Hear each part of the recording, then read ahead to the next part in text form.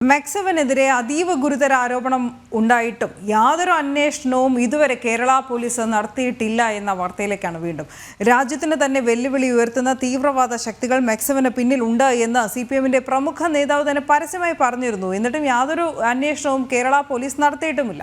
മെക്സവന്റെ പ്രവർത്തനത്തെ ഏറെ ജാഗ്രതയോടെ കാണണമെന്ന് നേരത്തെ തന്നെ കേന്ദ്ര സംസ്ഥാന രഹസ്യാന്വേഷണ ഏജൻസികൾ നിർദ്ദേശം നൽകിയിരുന്നതുമാണ്. ഇതിനെ പൂർണ്ണമായും തള്ളുന്ന ഒരു നിലപാടിലേക്ക് സംസ്ഥാന സർക്കാർ വന്നിരുന്നു.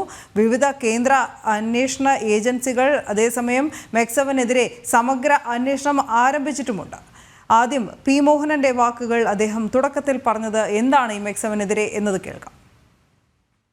ഞങ്ങളുടെ ജില്ലയിൽ ഒരു 1-2 സ്ഥലത്ത് രാവിലെ ഒരു വാട്സപ്പ് കൂട്ടായ്മയൊക്കെ രൂപീകരിച്ച് ഇങ്ങനെ ഒരു പുതിയ സംഘം വന്നിരിക്കുന്നു.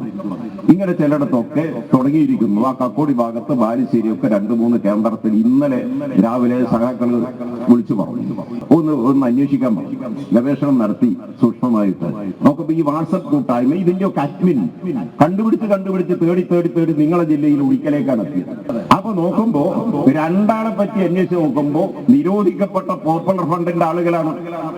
ഇവർ എഴുന്നള്ളിച്ച് കൊണ്ടുവരുന്നത് ആരാ? ജമാഅത്തെ ഇസ്ലാമി. എന്നിട്ട് പറയാ നിങ്ങൾ ഫീസൊന്നും വേണ്ട, പരിശീലിപ്പിക്കാൻ ആദ്യം കുറച്ചാൾ വരും, ബാക്കി പിന്നെ നിങ്ങളങ്ങ് നോക്കിയാൽ മതി, ഒരു 10 പൈസ ചെലവില്ല, തുറസായ സ്ഥലത്ത് പൊതു സ്ഥലത്ത്, അതെ ജിമ്മും മറ്റതെല്ലായിട്ട് ഇവരെ ചെലവിൽ. സംഗതി എന്താണെന്നറിയോ? ഈ ജമാഅത്തെ ഇസ്ലാമിയുടെ മതരാഷ്ട്രവാദത്തിന് മറയിടാനുള്ള ഒരു പരിവേഷം ഉണ്ടാക്കലാണ്. തീവ്രവാദികളെയും കൂട്ടിയിട്ടുള്ള ഏർപ്പാടാണ് ഇതെല്ലാം. ഇങ്ങനെ നാനാഭാഗത്തു നിന്നും ഇത്തരം ശക്തികളെല്ലാം വരുന്നു. അരുൺ കൊടുക്കൂർ ചേരുകയാണ് വിവരങ്ങളുമായി. അരുൺ, കോഴിക്കോട് ജില്ലാ സെക്രട്ടറിക്ക് പറഞ്ഞത് മാറ്റി പറയേണ്ടി വന്നുവെങ്കിലും സംസ്ഥാന ഇന്റലിജൻസ് അടക്കമുള്ളവരുടെ വാക്കുകൾ എന്തുകൊണ്ട് സംസ്ഥാന സർക്കാർ അവഗണിച്ചു?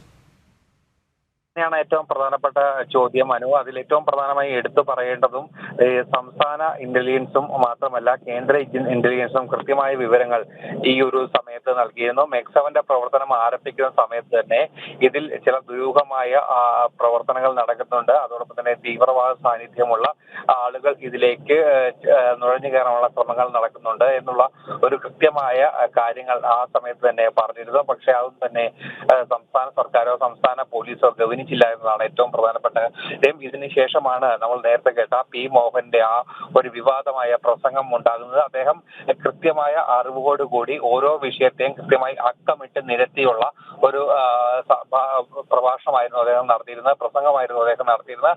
അതിൽ ഈ കാര്യങ്ങളൊക്കെ തന്നെ കൃത്യമായി പറയുകയും ചെയ്തിട്ടുണ്ടായിരുന്നു. പക്ഷേ ഇതിനുശേഷം ഈ ഒരു ഇത്ര ബോധ്യമുള്ള ഒരു കാര്യം തുറന്നു പറഞ്ഞിട്ടും അദ്ദേഹത്തിന്റെ പിന്തുണയുമായി ഒരു രാഷ്ട്രീയ നേതാക്കൾ പോലും എത്തിയില്ല എന്ന് മാത്രമല്ല, ഈ തീവ്രവാദ ശക്തികൾക്ക് മുന്നിൽ മുട്ടും മുടക്കിക്കൊണ്ട് ഈ നിലപാട് തിരുത്തി മടങ്ങി പോകേണ്ട ഒരു സാഹചര്യത്തിലേക്ക് വന്നിരുന്നത്. താൻ ഉദ്ദേശിച്ചത് അങ്ങനെയല്ല എന്നൊക്കെ പറഞ്ഞ് പിന്നീട് ഈ പി മോഹനൻ തന്നെ നിലപാട് തിരുത്തുന്നത് നമ്മൾ കണ്ടതാണ്. അതിൽ ഏറ്റവും പ്രധാനമായി എടുത്തു പറയേണ്ടത് രാജ്യത്തിന് തന്നെ ദോഷകരമാകുന്ന രീതിയിലുള്ള ഇത്തരം പരാമർശങ്ങൾ ഉണ്ടായിട്ടും ഒരു തരത്തിലുള്ള ഇടപെടലുകളും അല്ലെങ്കിൽ അന്വേഷണങ്ങളും കേരള പോലീസിന്റെ ഭാഗത്തുനിന്നും ഉണ്ടായിട്ടില്ല എന്നതാണ് ഏറ്റവും പ്രധാനമായി എടുത്തു പറയേണ്ടത്. തുടക്കത്തിൽ മുതൽ തന്നെ ഇവർക്ക് എല്ലാവിധ പിന്തുണയും നൽകുന്ന രീതിയിലുള്ള ഒരു പ്രവർത്തനം ആദ്യം കൃത്യമായി നിരീക്ഷണം നടത്തണമെന്ന് പറഞ്ഞു.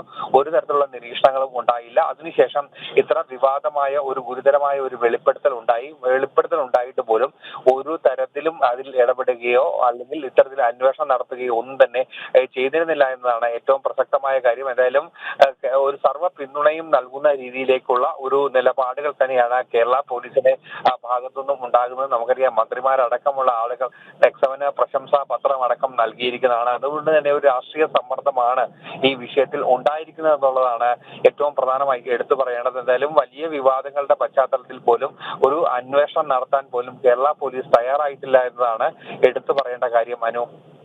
ശരി അരുൺ.